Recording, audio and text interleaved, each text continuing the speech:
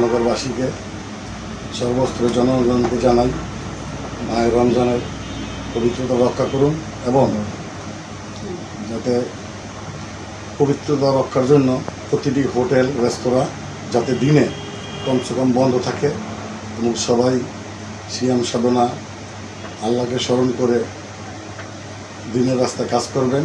এবং অনেকে আছেন অনেক অসাধু ব্যবসায়ী, আমি তাদের উদ্দেশ্য করে বলবো, যারা আছেন এই রমজান মাসে অনেক কিছু দাম বৃদ্ধি করে মুনাফা অর্জনের জন্য, কিন্তু একজন মুসলমান হিসেবে এটা উচিত নয়।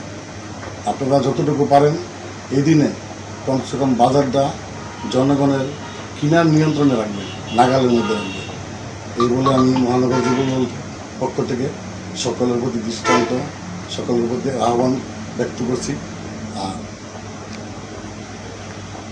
আমাদের সবচেয়ে বড় জিনিস রাজনীতির বিষয় হলো, আমি ছোটোকাল থেকেই যখন ছাত্র জীবনে রাজনীতি করি তখন একজন আদর্শবান, একজন নীতিবান নেতার পিছনেই রাজনীতিতে আমার শুরু। আমার বাবা মোহাম্মদ মনির হোসেন সর্দার আদমজী জুট মিলের শ্রমিক নেতা ছিলেন।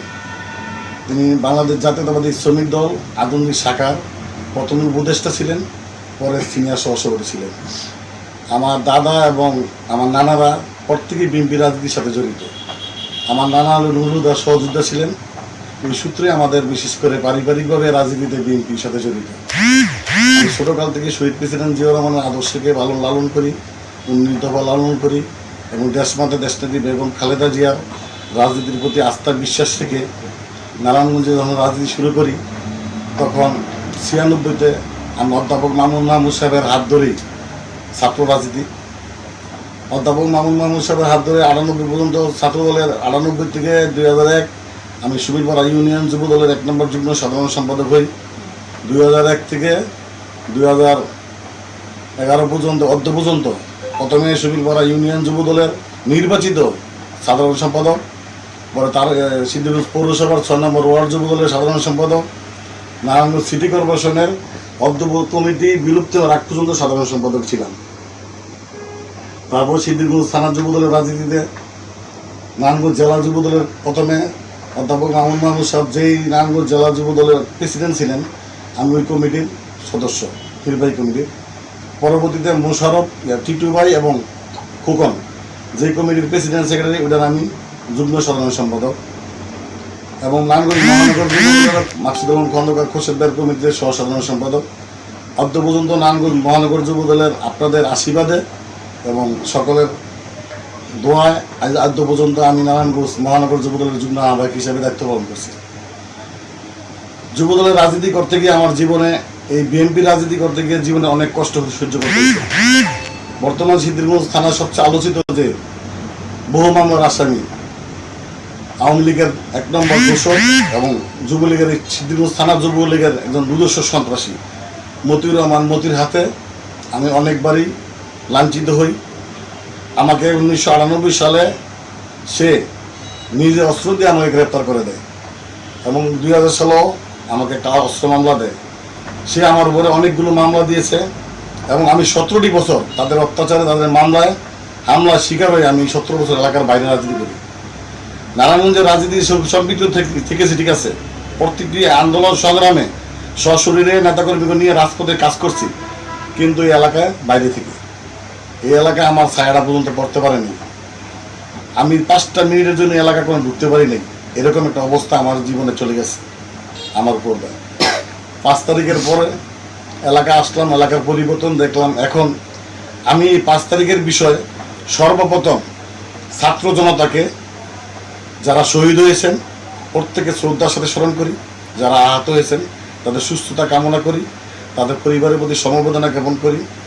1971 সালে যারা যুদ্ধ করে নিজের জীবন দিয়ে আমাদেরকে বাংলাদেশে একটি মানচিত্র দিয়ে গেছেন, তাদের প্রতি যেমন শ্রদ্ধা ও ভালোবাসা রেখে 2024-এর 5ই আগস্টে যারা জীবন দিয়েছেন যুদ্ধ করে, তাদের প্রতি শ্রদ্ধা ভালোবাসা রেখে এদেশে একটি সুষ্ঠু সুন্দর নির্বাচনের আশা আছেন। আমরা যেটা চেয়েছিলাম যে হায়না সরকার শেখ হাসিনার দোসর থেকে এদেশের মানুষ কীভাবে রক্ষা হবে, কীভাবে প্রতিটি মানুষ নিজের ভোটাধিকার প্রয়োগ করতে পারবে, বাক স্বাধীনতা ফিরে পাবে, একজন সাংবাদিক তাদের সত্য উদ্ঘাটনের জন্য যা যা করণীয় করতে পারবে। কিন্তু আওয়ামী লীগ দোষর, শেখ হাসিনা এই হায়না সরকার সমস্ত কিছু বন্ধ করে দিয়েছিল, মানুষের কণ্ঠকে স্তব্ধ করে দিয়েছিল।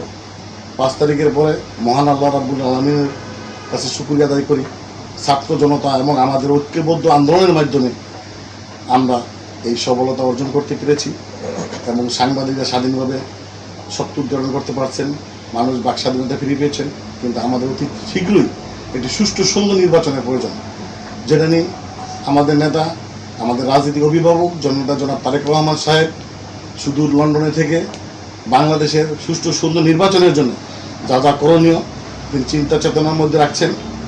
কিভাবে এদেশকে প্রত্যেকটি মানুষ তার নিজের ভোট নিজে প্রয়োগ করতে পারবেন, সে যাকে মনে চায় যাকে মনে চায় ভোট দিবে, কিন্তু নিজের ভোটটা যেন নিজে দিতে পারে, এটা আমাদের নিশ্চয়তার জন্য আমি বর্তমান উপদেষ্টাদেরকে বলবো, নারায়ণগঞ্জ মহানগর যুবদলের পক্ষ থেকে আপনারা অতি শীঘ্রই বাংলাদেশের সুষ্ঠু সুন্দর নির্বাচনের ব্যবস্থা পরিবেশ তৈরি করুন এবং একটা নির্বাচন দেন। কারণ এদেশে একজন সরকার জনপ্রতিনিধি না আসা পর্যন্ত বাংলাদেশের দ্রব্যমূল্য নিয়ন্ত্রণ করার দায়িত্ব কেউ নিতে পারবে না।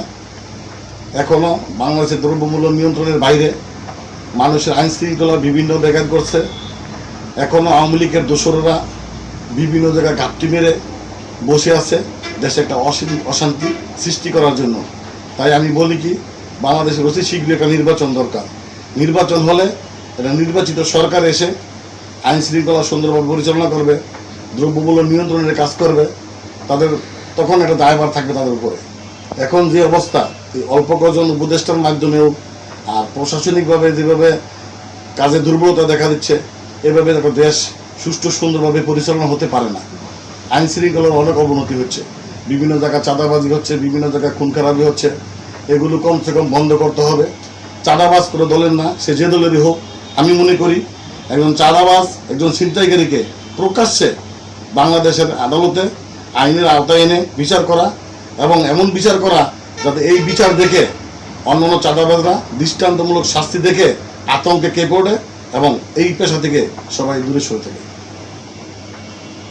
আমি সকালকে বাংলাদেশের সুষ্ঠু নির্বাচনের দাবি করে এবং বাংলাদেশের একটা সুন্দর পরিবেশ সৃষ্টি হোক।